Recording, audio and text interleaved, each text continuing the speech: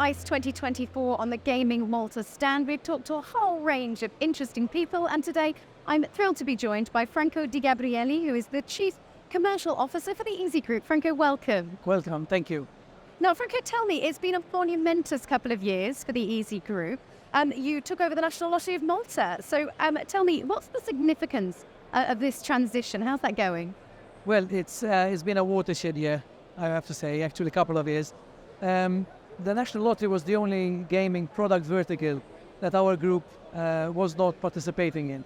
So putting the National Lottery on top of all we had was quite a task. Starting from the pre-launch, we had 6 months to switch off the other operators, switch on ourselves. And now it's been like 20 months of hard work, trying to understand even some principles of how one should do in the market, and getting accustomed to bringing in essentially a lottery operator into our day-to-day lives.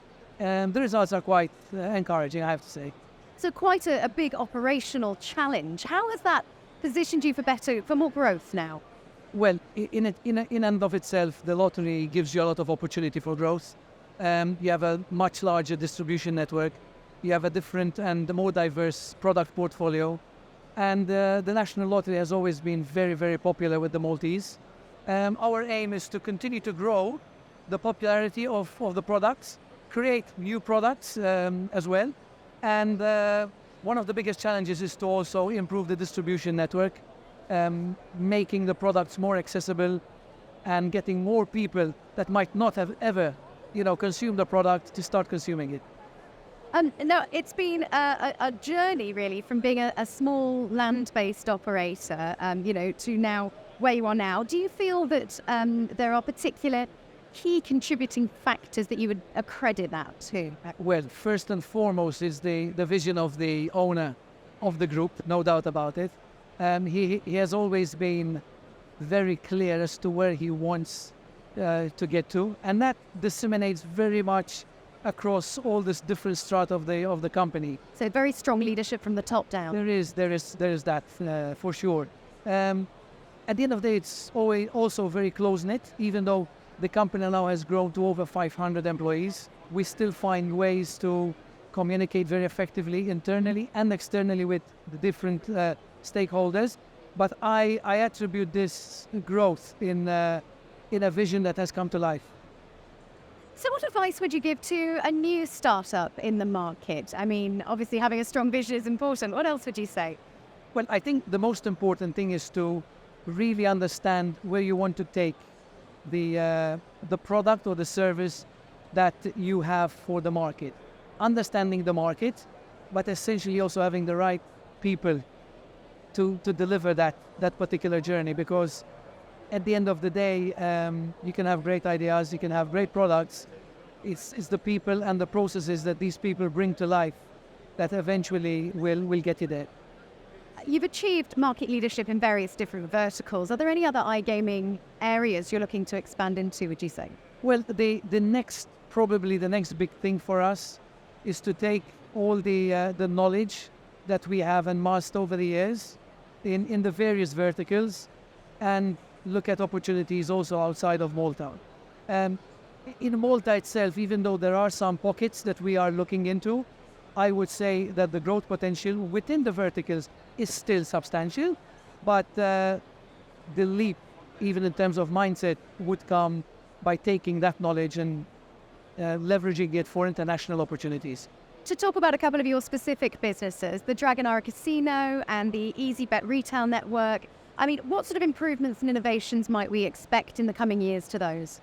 Technology always enables us to get closer to the customer, have better access points and touch points with the customer, and the products themselves. The products are changing in a very, very rapid way, and therefore the investments that we normally make are related to either customer-facing activities or the products themselves. We have been investing quite a lot over the years. The initial investment at the casino, the Dragonara, was close to 12 million. We then invested midway to our first concession another 6 million, and we've just about invested nearly another 6 million in our second concession. So these investments happen on a regular basis, and the aim of all this investment is to always provide the customer with a better service and a product that they can relate to more. You spoke then about new technologies and new innovations. How important is it for a growing company to still be able to retain that flexibility to react to those innovations? In the land-based gaming space, change happens probably at a slower pace than it does in the iGaming space. Having said that, even the most conservative of the verticals, which is lottery, we have seen in these 19 months of operating National Lottery, major changes happening not only locally but even internationally. So being able to not only react, but ideally to predict what the next wave of product, what the next wave of, let's call them marketing techniques are, I think it's essential to stay on top of these things. You may have heard that GamingMalta have recently launched their Respect campaign. And this is all about, obviously, setting the record straight on iGaming and also to bust those myths and try and promote the facts. I just wondered, in your experience in the industry, what are the biggest misconceptions that you've come across? More than misconceptions, I think there is a little bit of a notion that gaming operators are just there to get the people to consume that product, which in and of itself requires it to be regulated. The biggest issue that I always find, even when talking to various NGOs about what we provide, is that it is definitely more problematic for players not to find a regulated environment and go outside of the regulated environment into the illegal, let's call it illegal market. The problems that we see, even of players that were in the regulated environment and have gone out of the irregulated environment into the irregular, let's call it, environment, are tenfold, if not more.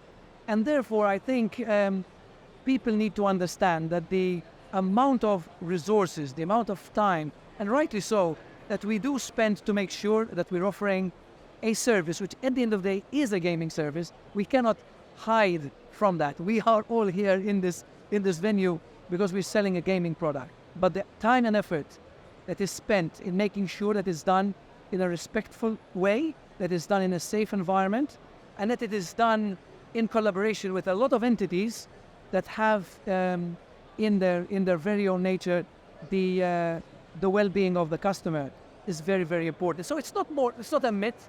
The misconception is, do we do the right things? And for most time, we do.